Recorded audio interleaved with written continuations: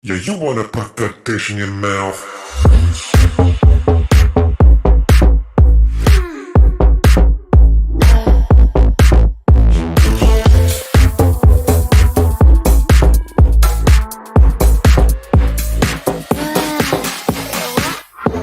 Wish you could slide into my mind and make me mine. Push play rewind. Let's whip outside, and so am I. Hi everyone, my name is Dylan B. Dickerson White. I'm Mr. Trans USA 2022, and we're actually here today to do our interview session with our Mr. Trans Texas. And I think it's going to be really, really interesting because there's a lot of reasons why he's chosen Texas, and there's a lot of stuff in his bio that was really interesting to me. You know, somebody who's pursuing a master's degree in counseling and social work has been applying, and as someone who got my master's degree recently, I think we're going to have some fun talking about higher education and kind of that career transition earlier or later on in your life. So I'd really like to welcome him aboard here, Harris, and talk about your decision to be Mr. Trans Texas. Hey Dylan, thanks for having me today. I really appreciate it. Oh, no worries. Yeah, so I'm actually from Indiana, and I was born and raised here. And whenever I first started to apply for Mr. Trans USA, I didn't realize that Indiana had already been selected. Whenever I found that out, I, was kind of thinking, which state would I pick? The secondary states that I had listed, I think I originally put down Kentucky and then I put down Texas. At the time, Texas had the most anti-LGBTQ legislation. And then, a few weeks had passed, and then Missouri and Texas were going back and forth. So whenever we had our conversation, I was like, I want to go for one that has a lot, that needs representation, that's really struggling in that field and really needs an advocate. Missouri was taken, and they were leading at the time. Not a great thing to be leading in. Now Texas, I believe, is leading again. Right now, we currently have 49 anti-LGBTQ bills that have either been introduced or have passed and are moving forward in the state of Texas. So right now, more than ever, I think it's really crucial that we have someone representing Texas, and I'm glad that I get to be the person doing that. And I'm just hoping that my best is going to be good enough, and that I'll be able to shed some light on some things, maybe work with the other Miss Trans Texas contestant and see what we can do about advocacy.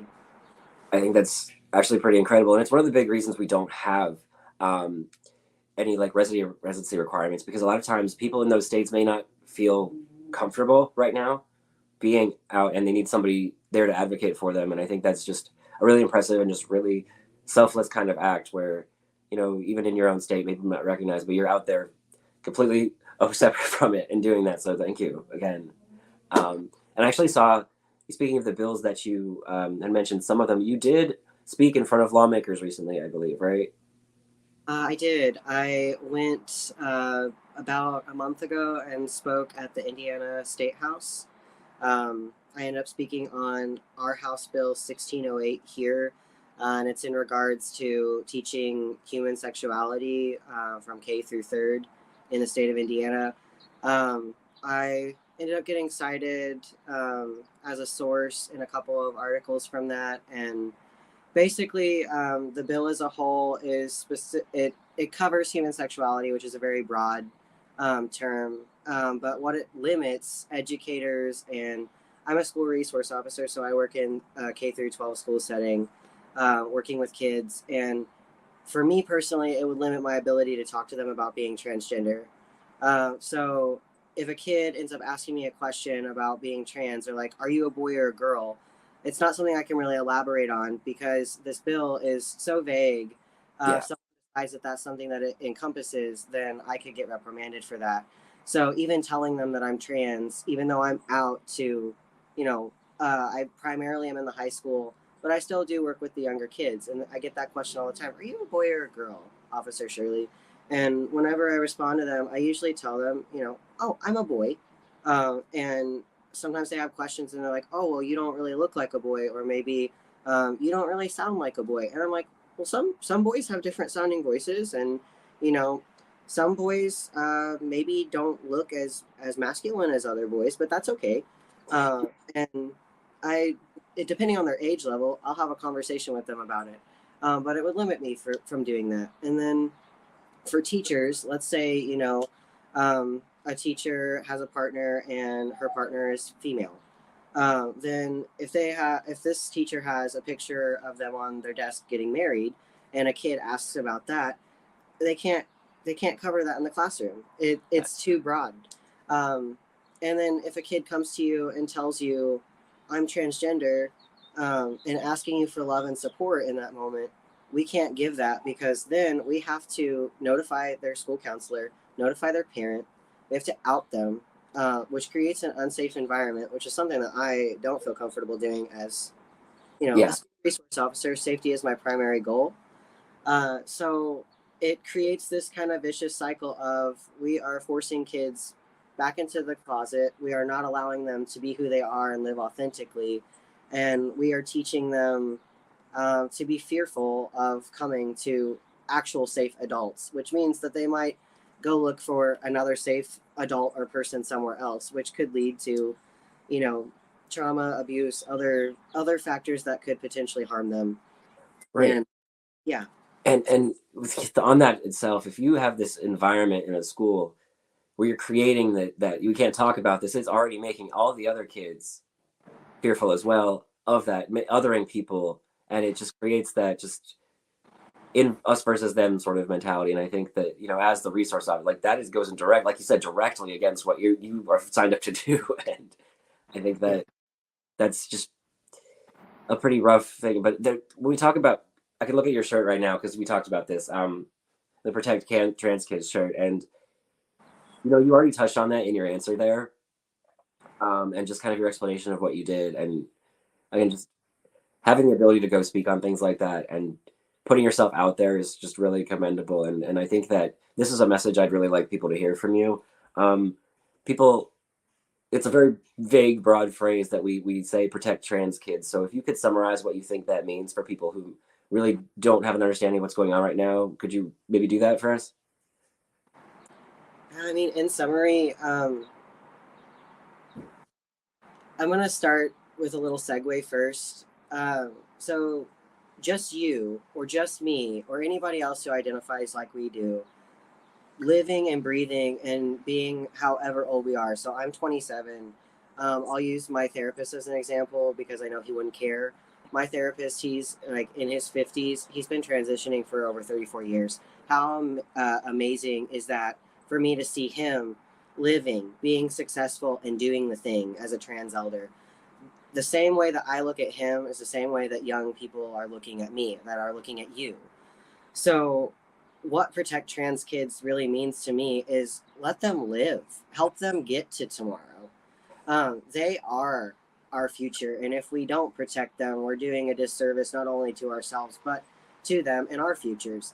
One day we're going to be like the equivalent of a boomer, and all of these young people are going to be coming up and like trying to do what they need to do for us, and we're going to be able to look back and say that's what we did during this time, and that's what they're trying to do now. We need to listen to them, we need to hear them, we need to validate them, reassure them, and help them get there, whatever that looks like. Their version of success might be different of ours, but they deserve to make it into adulthood. They deserve to go from being trans kids to being trans adults, and that's what it means to me.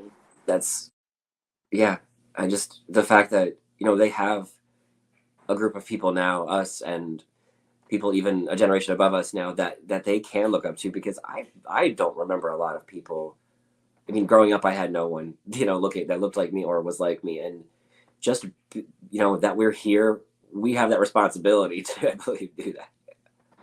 And so, and it's not just us, right? It's like we are a community, and trans people are pretty tight knit. Yeah, but the allies jumping in with us to help protect trans kids is definitely huge right now. And I think I want to jump off from that point and ask another like follow up. How do you think our allies can really help us in that fight where there's only so much emotional energy that we have, but how can our allies really help us there? Kind of going along with it, but again, jumping off, like you said, in general, we always say like it takes a village to raise a kid. Um, it takes a village whenever we have an issue. Allies who care about queer people and more specifically the trans community in this regard, we really need them to work together to band with us, to hear us, to validate us, just like what we'd be doing for trans kids. And we need them to help amplify our voices. Right now, being silent and not sticking up for us, whether that means posting on social media or calling our representatives, writing letters, attending protests and being there, being present. Like, we need our allies to do those things. What we don't need is the silence, the radio static that often ends up sending a message instead of just being passive. It is showing that you're actually not our ally. It's showing that you are actually in some ways against us because you're unwilling to put yourself in a position where you're uncomfortable, where you're learning something new, where you're learning to be a better ally, and where you're actually taking action. I know that there are some people that don't feel safe or comfortable doing some of those things, but just think about how safe and uncomfortable that we feel right now, knowing that it might sound a tiny bit far-fetched, and this is like kind of a content warning moment. Our people right now, trans people, are being kind of put into this position where genocide feels like a possibility, and it's a very real fear. I definitely don't take it lightly whenever people start having that conversation with me. We need our allies to recognize that this is real, and history is repeating itself in a different way. Between the anti-Semitism that's been occurring, I also saw a post recently about how there are different stages to genocide, and I really had to take a moment to reflect back on it. And thinking about this post, like, we're in 7 out of 10, and in history, people were like, "Oh, this isn't happening. Like, this isn't real," invalidating and not hearing those voices, and then it happens. So I think that we really need our allies to look at what is happening, recognize it for what it is, be open and honest about hearing those conversations, and work with us to stop it. I think that's a really great way to summarize a really heavy issue. And I think that, being on stage 7 and hearing this I'm sure you've heard this Michael Knowles person kind of just literally calling for the eradication of trans people. And some of these bills, it's pretty much already started with that. And I think that's something I kind of wanted to jump off of with there, is when we say like banning gender affirming care, and I'm sure you can speak to this, that's not just hormone, that's the therapy that these kids need to survive. Yeah. So legislators here in Indiana specifically, and then I've watched some video of things that have been occurring in Texas and read some articles and done the best that I can to like make sure I stay up to date. But here specifically, I listened to the entire session, and unfortunately, like, some of our doctors and people that are actively working with the trans community, they're not even 100% well versed in speaking about hormone blockers and what those things actually do, and the process of how they work. It's not too great because they don't talk about the mental health care aspect of it. Just going to see your therapist to talk about your dysphoria, that's not covered. Like, it will push counselors and doctors and any other type of provider from getting them any sort of resources that they need. And there's always a loophole. Like, we will figure out a way to get people what they need, but the bigger issue is getting people what they need safely. We need to be able to do that. But here, whenever they had the conversation about hormone blockers, one of the representatives asked and said, so hypothetically, and this is how he's talking about it, a kid can be on hormone blockers until they turn 20, and then whenever they're 20, they'll just go through puberty then. And that was the question that he asked. And the response from, and I appreciated her testimony. She was in opposition to the bill and was supporting trans youth, but she was a fellow and she's still learning. And instead of saying, I actually don't have all of the education in order to speak on this, but I can get you more information and materials and have you speak to the person that I'm doing my fellowship with. Yeah. She said, yeah, and just shrugged it off. And I don't think she did it to be malicious. I don't think that she did it thinking that it could cause harm. But that representative in particular, you could tell he was on the fence the entire time, and that was the question that kind of broke the camel's back and made him vote the way that he did. And it still wouldn't have made an entirely too big of a difference because of how high the vote was. It was 8-3. Yeah. But it could have been 7-4, which would have been closer to 50%. Yeah. He just, I don't know. She ended up saying what she said, and I was screaming in my head, watching the computer screen. I'm watching this live because I couldn't attend it. I had already attended the first one that Monday, and I was just thinking, no, that's not how it works. That amount of time, that there's really a limited amount of time that you're kind of allowed to be prescribed. Yeah, I mean, you start around the beginning of puberty to stop the puberty, and then you don't get to stay on it for very long. It's only long enough until you have to make the decision to choose whether you're going to go through the puberty that you were assigned at birth, or if you're going to begin hormone replacement therapy. And if you don't, then you're not going to develop properly, and the doctor won't allow you to do that. Yeah, it's regulated, and I may not be speaking super eloquently on this, and that's because I transitioned later in life. I didn't know trans people existed until I was 19. I didn't know terminology. I didn't have the words to describe what I was feeling. And if I had known that hormone replacement therapy, hormone blockers existed, I definitely would have probably began doing all of those things whenever I was old enough to do so.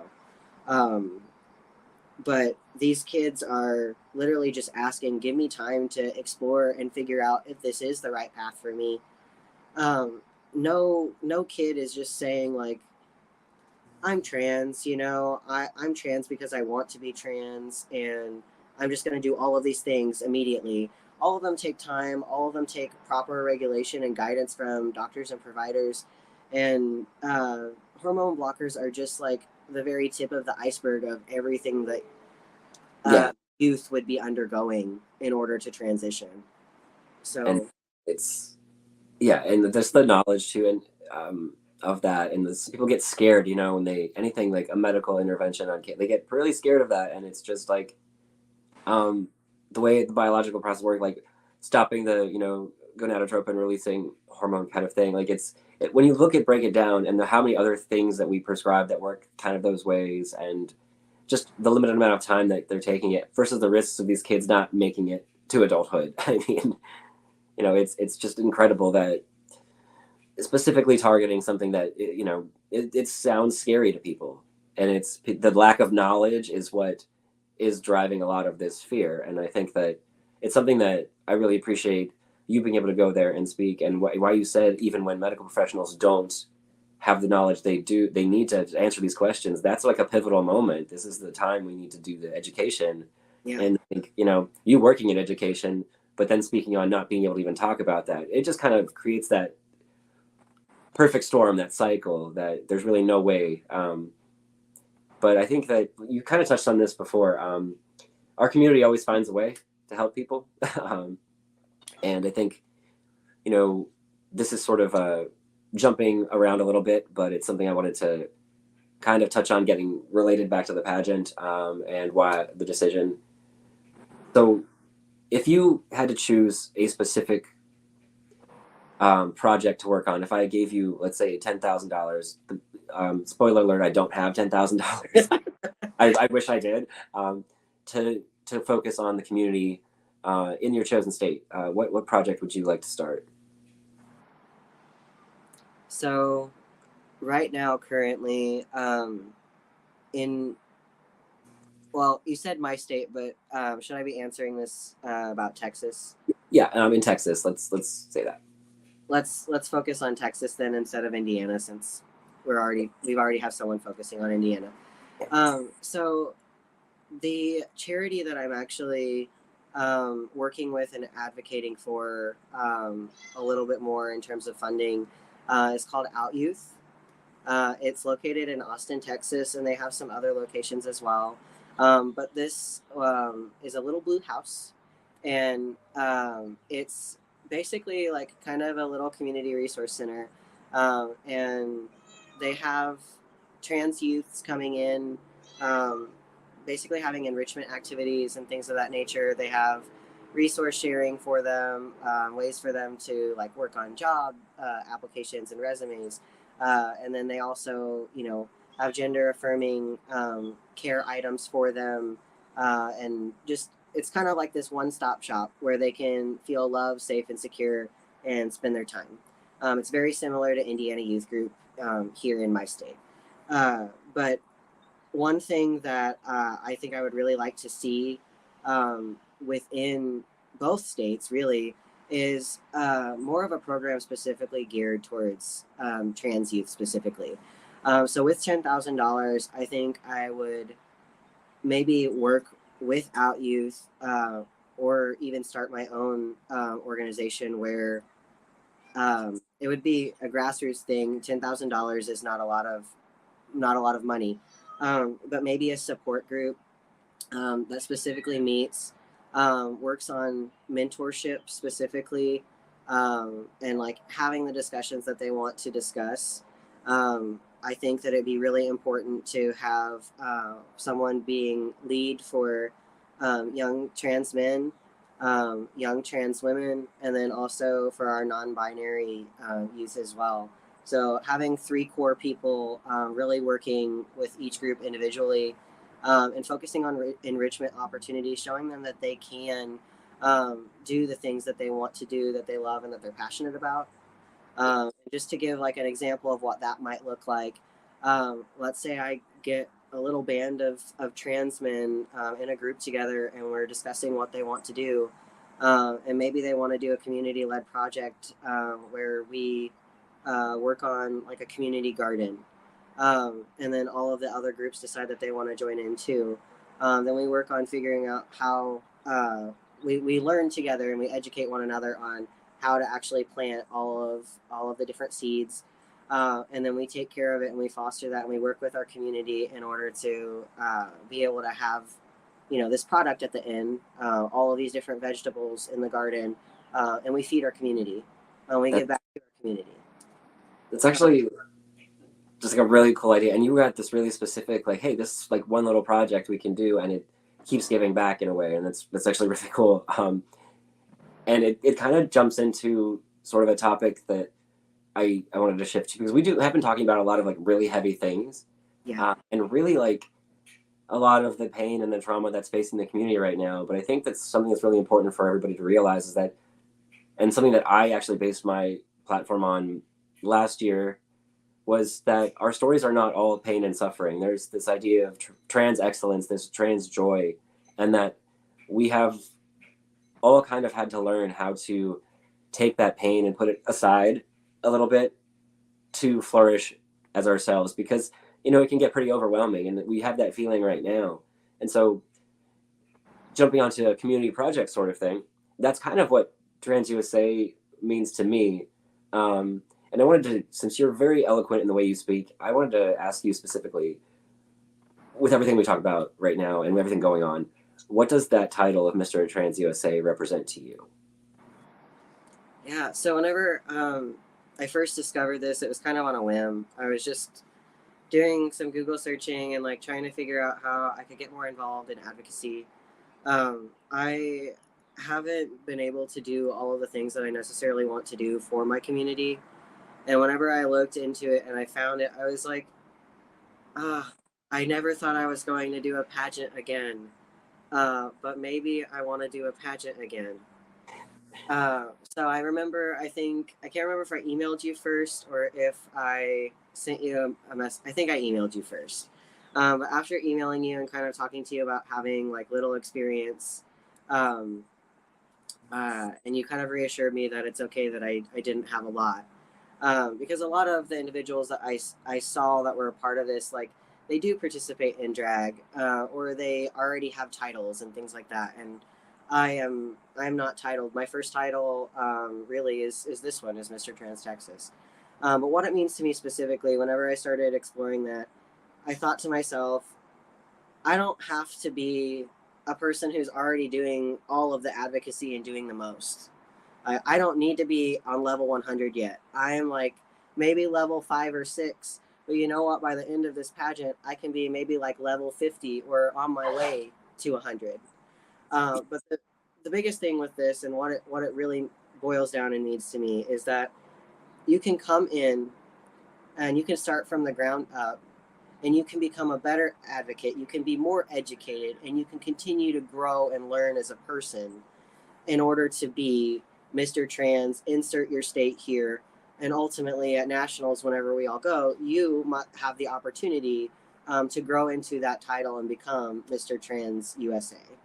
And I think Mr. Trans USA embodies somebody who is going to be willing to have the hard conversations, is going to be receptive to any sort of constructive feedback, is willing to learn, is willing to grow, to move forward, and also just to continue to be a beacon for their community. And as a whole, it is this big, the country. We really need people who are willing to step into those shoes and work towards those goals. And I haven't got to see every interview that's been conducted, but it seems like, just based off of conversations within the group, that we have a lot of people who are going to be able and willing to try to do those things. Yeah, and you hit it right on the head, like when you said, like, it's not about the level of experience you have, because this is honestly something entirely different for a lot of people. Even it's not a drag pageant. It's everyone's kind of starting at the same spot, and I think that, I could speak on it even just after winning national. You grow after winning too. You really, the way that I have had to learn. I thought I was ready for everything, and I was definitely wrong. But I think you guys really have all helped me with that. And I think that just that's what the title means. You have a very good understanding of what I think you need to do and what you're already working on. So I would give yourself a little more credit on the level you're at right now. Thank you. So, I definitely think this is going to be a humbling experience for sure, because I mean, whether you are on level 5 or 0 or 100, wherever you're at, that's a huge thing with education and like who I am as a person. Like, in my heart, I am an educator, a social worker. I am a person that wants to help and loves helping others. We can always learn and grow. We're never going to know everything. We're never going to. I don't know that we ever really truly reach level 100. I think we get stuck at 99 and we keep getting to 100. Every day, every other day, every other year, whatever. It's not linear for growth, and I think that it's okay to move up and down and fluctuate. But getting to where you want to be, I think that's what's most important. yeah, and I think that collectively we're going to be a lot better at that, than individually. Like we've always talked about it. It takes a village mentality. In terms of, we talk about even protecting trans kids, letting them grow, and kind of for us, it really kind of takes all of us to help us grow, not just with individually, but this organization. And it's just kind of amazing how it has in the last year or so.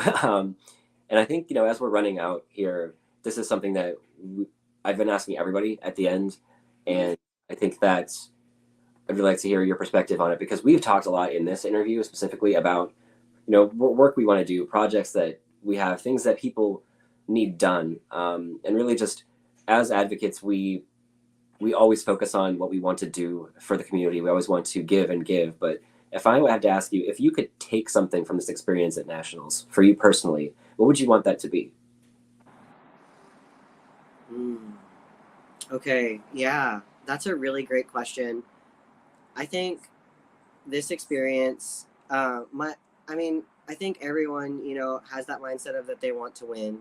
That's not my mindset. I'm not. I'm generally like a fairly confident person, but this isn't necessarily why I'm doing this in the first place. A title is great and it's amazing and it can open up a lot of doors for you. But what I want to take from this pageant is I want to take one thing from every single contestant. I want to take something from you. I want to take information, your perspective, and the things that you guys are doing in order to help and work with your communities. I want to take all of that and combine it and learn how I can be a better community advocate and resource for the community in Texas and for Out Youth, and also for my community here in Indianapolis, Indiana. I want to take all of that information and become a sponge. I know that this is going to, no matter what, open up a lot of networking opportunities for me and to have people that I can reach out to all over the country if I have questions about things or if I want to pick someone's brain. I want to be able to be that for somebody else too. I want mutual. I want to take mutual connection and information, and that's what I want from this pageant. I just love the mindset you have going to this, because this is exactly what this is about. Getting people from all over the country together to really learn from each other and to keep kind of growing that family and community, and it's even easier for the next group of people, and even easier. And I'm really excited, not just for all that, but for these parties, that always happen.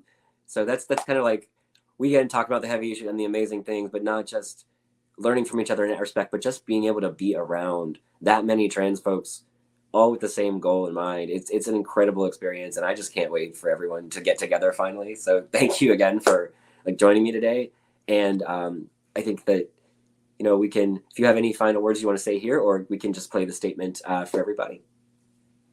Yeah, I know we talked about my testimony a little bit earlier, but I ended my testimony essentially talking to the legislators and representatives in my state by saying, I again, I work as a school resource officer. I had said that, whenever I took my oath, I took that oath knowing that I would lay down my life for those kids. If I had to, that I would put my badge aside and I would do something else if it meant protecting them. And I said to all of the representatives in the room, I said, and I'm asking something much simpler of you, and that's to protect trans kids. And I think I want to reiterate that now. I want anybody who sees this interview, who's listening in, whether they are part of the trans community or not, to really think about those words, to protect trans kids, and what that means and what it looks like. I want them to be active, and I want them to start being a voice, and I want them to challenge people that are actively seeking to harm trans kids. And it doesn't matter whether it's intentional or not, the impact is what matters. And these kids are being impacted a lot right now. Just as how it's heavy on us, it's heavy on them. And like I said, the youth is our future. They are going to be the ones making decisions whenever we are old. Yeah. We need them to live to tomorrow. Yeah. And that should be everyone's primary goal. Absolutely. And that should be our goal with any kids. But we need trans kids to live. We need them to live.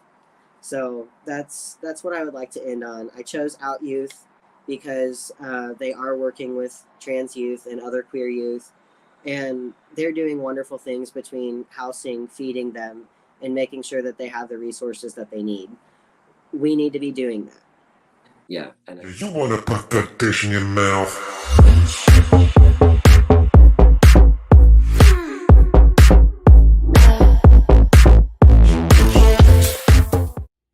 Hello everyone, my name is Haras Shirley and I'm Mr. Trans Texas 2023.